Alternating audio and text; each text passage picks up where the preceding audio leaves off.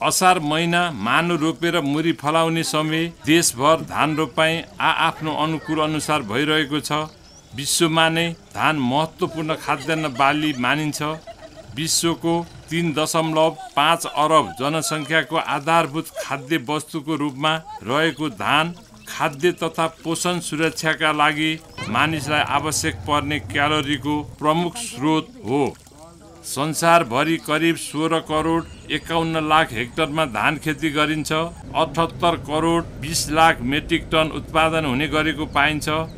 धानको करिब 90% उत्पादन तथा खपत एसियाली मुलुकहरूमा हुने गर्दछ।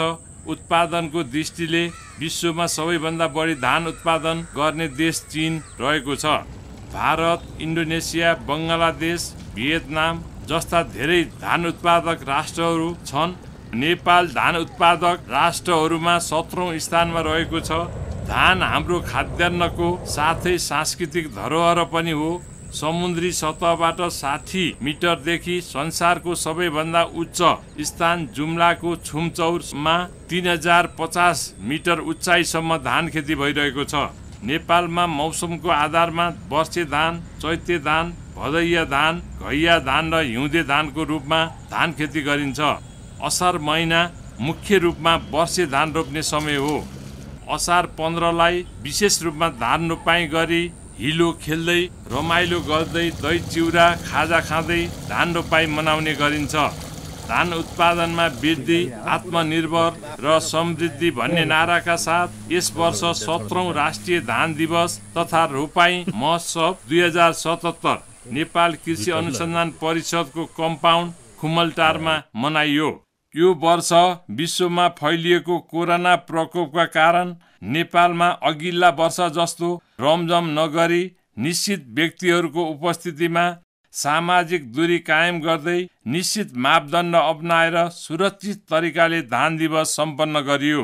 सो अवसरमा प्रमुख अतिथि राष्ट्रिय किसान आयोगका अध्यक्ष चित्रबहादुर श्रेष्ठले धानको महत्त्वमाथि प्रकाश पार्दै किसानहरूलाई उन्नत बिउ, रासायनिक मल, सिँचाइ र प्रविधि उपलब्ध गराउनु पर्ने, उत्पादन र उत्पादकत्व वृद्धि गराउन उन्नत बिउको आवश्यकता पर्ने भए पनि अनुसन्धानबाट सिफारिस उन्नत बिउ 80% कृषककोमा पुग्न नसकेको, उनीहरूले पुरानै बिउ प्रयोग गरिरहेको बताउँदै नेपाल कृषि अनुसन्धान र कृषि प्रसार बीच तालमेल नहुँदा गुणस्तरीय उन्नत बिउ प्रयोग हुन नसकेको र उत्पादन वृद्धि हुन नसकेको बताउनुभयो। इतिहासदेखि वर्तमानसम्म पनि हामीले कुनै न कुनै रूपमा यसलाई हामीले आदर्शको रूपमा हामीले सम्मान गर्दै आइरहेका छौँ, हामीले मान्दै आइरहेका छौँ।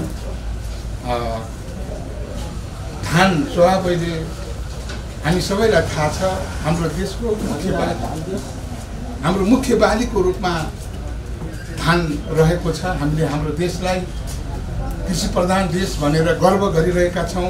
यद्यपि हाम्रा पछिल्ला दिनहरूमा उत्पादनमा अत्यन्तै ठुलो ह्रास आइरहेको छ र हामीले परनिर्भरता बिहोर्नु पर्ने स्थिति सिर्जना भइराखेको छ। यो दुःखद कुरो हो। हामी नेपालीका निम्ति, हाम्रो सभ्यताको निम्ति, हाम्रो इतिहासको निम्ति यो असाध्यै ठुलो चुनौती हो। हामीले मनन गर्दै आइरहेका छौँ कसरी हाम्रो उत्पादनलाई वृद्धि गर्ने, उत्पादन र उत्पादकत्वलाई कसरी वृद्धि गर्ने भनेर हामीले चिन्ता पनि जाहेर गरेका छौँ। तथापि हाम्रो उत्पादन अहिले पनि वृद्धि हुन सकिरहेको छैन। हामीले नयाँ नयाँ जातका धानहरूलाई हाम्रो नाकबाट उन्मोचन भइराखेको छ, तर हाम्रो कहाँ मिलेको छैन भने हामीले प्रसारमा ध्यान दिन सकेनौँ। अहिले पनि हाम्रो प्रसार कमी भइराखेको छ। अहिले पनि किसानहरूले हाम्रो मुख्य उत्पादनको थलो भनेको तराई हो। तराईमा अहिले पनि 30औं 35औं वर्ष पहिलाका पुराना जातहरू किसानले मनसुरी, सावित्री तपाईँले अहिले तराईका 80% भूभागहरूमा पनि पुराना जातका धानका बिउहरूको रोपाइँ भइराखेको छ। हाम्रो अर्थतन्त्र कृषिमा आधारित अर्थतन्त्र हो। यति ठुलो हाम्रो परिस्थिति हुँदाहुँदै पनि हामीले यसलाई जोगाउन सकेनौँ। यो अहिले जो विषम कोभिड-19ले जो समस्या पैदा गरेको छ, जो अर्थतन्त्रमा अत्यन्तै ठुलो चुनौती र धावा बोलिरहेको छ, हामीसँग एकमात्र विकल्प भनेको कृषिमा रूपान्तरण हो।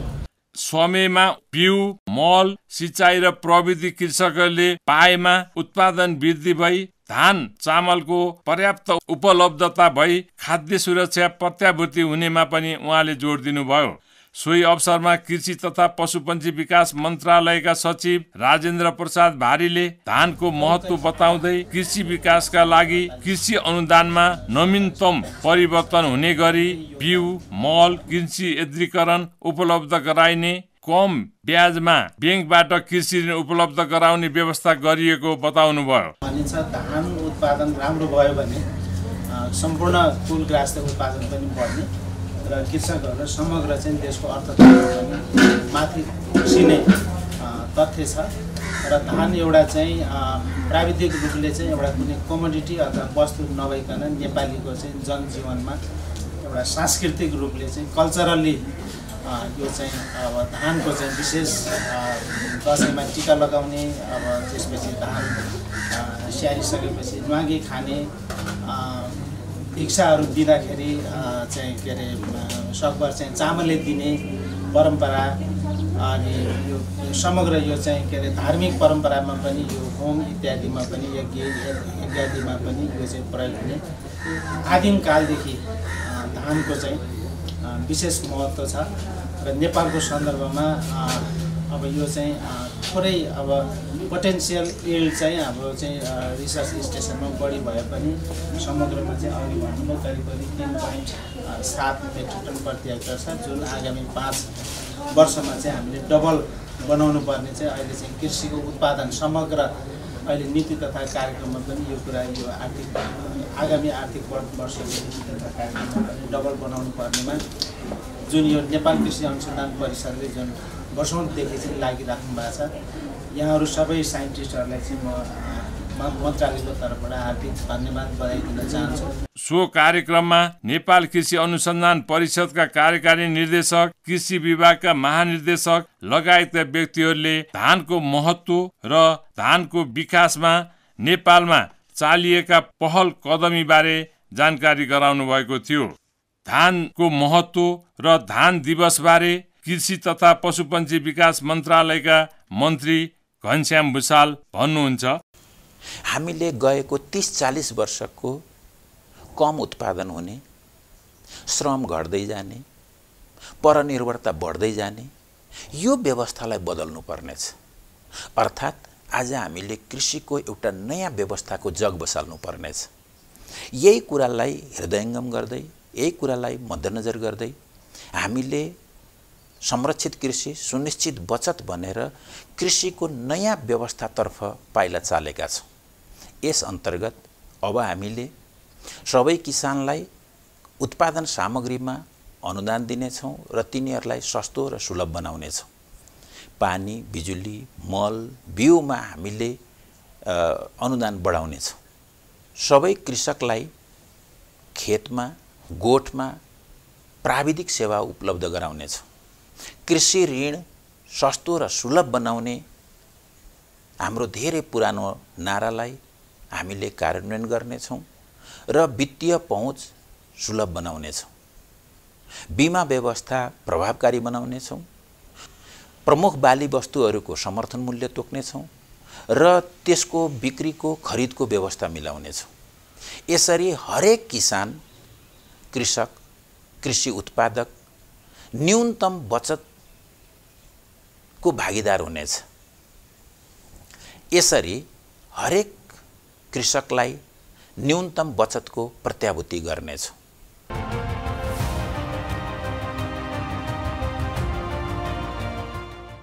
यही असार 13 गते शनिबारका दिन एकाएक नेपालमा सलह किरा झुन्ड रूपमा देखा परे।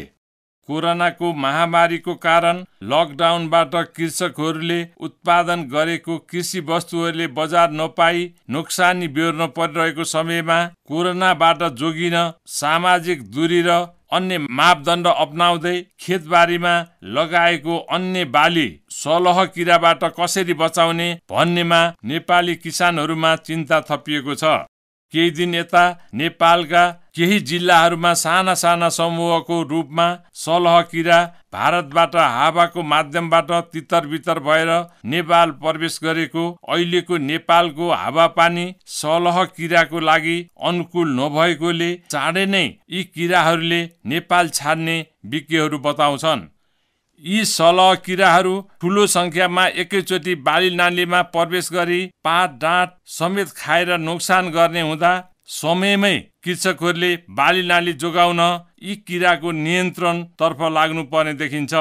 अहिले देखिएका सलह किरा भारतबाट दक्षिण पश्चिमबाट उत्तर पूर्वतिर चलेको हावाको वेगसँगै नेपाल प्रवेश गरेको र दिनभरि करिब 200 किलोमिटर उड्ने यो सलह किरा राति कृषकका खेतबारीको बाली खाएर सखा पारी नोक्सान पार्ने समूहमा पर्दछ।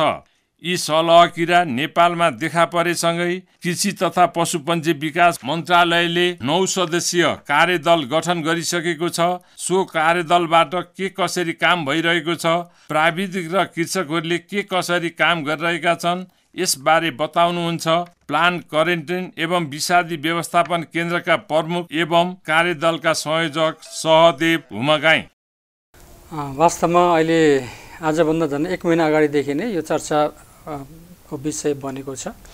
यो चाहिँ खास गरी यो सलह किरा अफ्रिकाको चाहिँ नेटिभ किरा हो, त्यहाँको स्थानीय किरा हो र अहिले यो वर्ष 2019 देखि नै यो किराको लागि उपयुक्त मौसम बन्यो। त्यो ती क्षेत्रहरूमा ती अफ्रिकन देशहरू लगायत यो अरेबियन पेनिन्सुलाका देशहरू, त्यस्तै गरेर इरान, अफगानिस्तान हुँदै पाकिस्तान र राजस्थानसम्मै त्यसको लागि एकदमै अनुकूल वातावरण भयो र यो बीचमा चाहिँ यसको सङ्ख्यामा अत्यधिक मात्रामा वृद्धि भएको भनेर भनिएको छ र विगतका वर्षहरूको तुलनामा यो वर्ष चाहिँ झन्डै 400 गुणा चाहिँ यसको सङ्ख्यामा चाहिँ वृद्धि भएको भनेर भनिएको छ। त्यसले गर्दाखेरि पनि यो यिनीहरूको जनसङ्ख्याहरू चाहिँ खास गरी अहिले नेपालमा जुन अहिले सलह भित्रिएको भन्ने छ, यो चाहिँ राजस्थानबाट यता दिल्ली हुँदै नेपालतिर चाहिँ अगाडि बढ्ने क्रममा चाहिँ यो अहिले चाहिँ नेपालभित्रमा प्रवेश गरेको देखिन्छ। आजभन्दा 1 महिना अगाडि पनि यहाँहरूलाई पनि थाहा छ, यो एम्फोन आँधी भन्ने आएको थियो। त्यो राजस्थानमा चाहिँ त्यो एम्फोन आँधी सुरुवात हुँदाखेरि त्यो आँधीको प्रभावले चाहिँ यो सलह किरालाई पश्चिम यता पूर्वतिर धकेलियो, दिल्लीको साइडतिर धकेलियो र अनि जेठको 10-12 गतितिर यो किरा चाहिँ नेपालमा पनि प्रवेश गर्छ भन्ने एउटा चर्चा परिचर्चा पनि भयो र तुरुन्तै हाम्रो कृषि तथा पशुपन्छी विकास मन्त्रालयले मेरो संयोजकत्वमा एउटा 5 सदस्यीय कार्यदल पनि गठन गरेको थियो। यसको चाहिँ आगमन र यसको व्यवस्थापनको विषयमा र प्रतिवेदन पेश गर्न भनेर अनि त्यतिखेर अनि हामीले जेठको 20 गते नै कृषि तथा पशुपन्छी विकास मन्त्रालयमा यो किरा चाहिँ तत्काल नेपालमा भित्रन त सक्दैन, तर पनि हामी चाहिँ हाम्रो देश चाहिँ एकदमै सतर्क चनाखो भएर बस्नुपर्ने छ र आवश्यक पूर्व तयारीहरू हामीले गर्नुपर्छ भनेर अनि हामीले त्यो प्राविधिक कार्यदलले चाहिँ एउटा एक्सन प्लान पनि तयारी गरेर हामीले मन्त्रालयमा बुझाएका थियौँ र तुरुन्तै मन्त्रालयले पनि त्यो एक्सन प्लान अनुसारका जति पनि कार्यहरू छन् त्यो साथै प्रदेशमा पठाएको थियो। अब हामी चाहिँ निरन्तर यो भारतको यो सलह किरा व्यवस्थापन गर्ने निकायसँग पनि हामी सम्पर्कमा छौँ। त्यहाँ पनि भारतले पनि धेरै प्रयासहरू यसको नियन्त्रण व्यवस्थापन गर्नको लागि धेरै प्रयास गरेको छ र यो अहिले फर्किने नेपालमा प्रवेश गर्ने बेलामा के भइदियो भने त्यहाँको जुन कन्ट्रोल मेजर अथवा व्यवस्थापन गर्ने क्रममा चाहिँ त्यहाँको जुन सलहको झुन्ड थियो, ठुलो झुन्ड, हामी त्यसलाई स्वाम पनि भन्छौँ अङ्ग्रेजीमा, त्यो स्वाम चाहिँ केही आधी जति चाहिँ त्यहीँ नै त्यहाँ त्यसको चाहिँ नियन्त्रण भयो र आधी चाहिँ तितर भएर झुन्डहरू सानसाना झुन्डहरू चाहिँ विखण्डित भएको झुन्डहरू चाहिँ यो नेपाल प्रवेश गरेको चाहिँ हामीलाई चाहिँ अनुमान छ। र अहिले खास गरी अस्ति जुन दिन नेपालमा प्रवेश गर्यो यो प्रवेश गर्ने दिनमा चाहिँ हाम्रो देशको विभिन्न 4वटा भागबाट यो प्रवेश गरेको देखिन्छ।